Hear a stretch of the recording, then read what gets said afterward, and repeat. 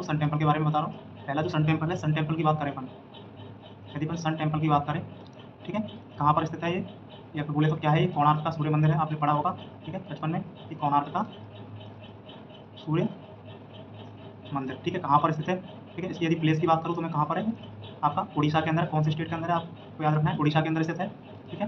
दूसरी यदि मैं बात करूँ इसको इसकी यदि मैं बात करूँ कि ये किस लिए फेमस है, इसको आप बोल सकते हो, इसको ब्लैक पैगोडा के नाम से बोला जाता है, इसको ब्लैक पैगोडा बोला जाता है। ब्लैक पैगोडा क्यों बोला जाता है, क्योंकि जो जहाज जो होते हैं, जहाज़ों को अपनी ओर अट्रैक्ट करने की क्षमता रखता है, अट्रैक्ट करने के लिए इसको ब्लैक पैगोडा बोला जाता है, यानी कि काला पैगोडा, ठीक है।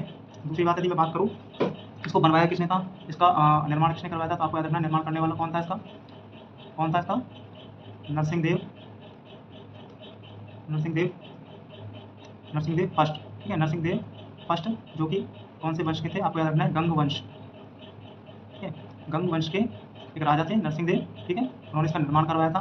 तीसरी बात इसके अंदर आपको याद रखनी है सिंपली कि इसके अंदर क्या है कि 7 रथ है और 12, सॉरी 7 रथ नहीं, 7 घोड़े,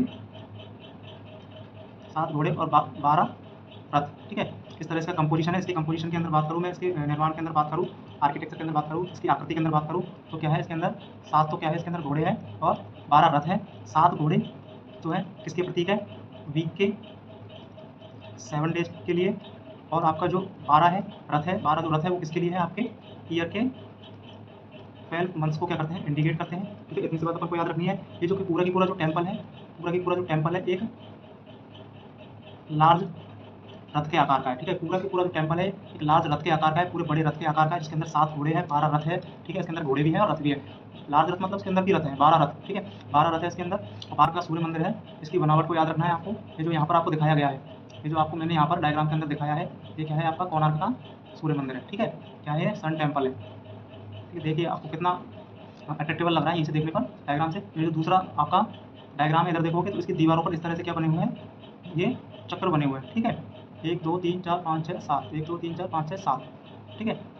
यहाँ पर आपको याद रखना है कि आपसे पूछा जा सकता है क्वेश्चन, क्योंकि कुछ एग्जाम के अंदर पूछा जाया था कि 10 रुपये के जो नोट है, इंडियन करेंसी है, उसके पीछे कौन सा आपका हेरिटेज साइट है जिसका डायग्राम बना हुआ है या फिर आकृति है, तो आपको याद रखना है। यहाँ पर देखिएगा ये है आपके कोणार्क के सूर्य मंदिर, यानी कि ये वाला जो डायग्राम है आपको ये यहाँ पर प्रदर्शित किया गया है इसके अंदर, ठीक है। तो आपको ये चीज़ याद रखनी है।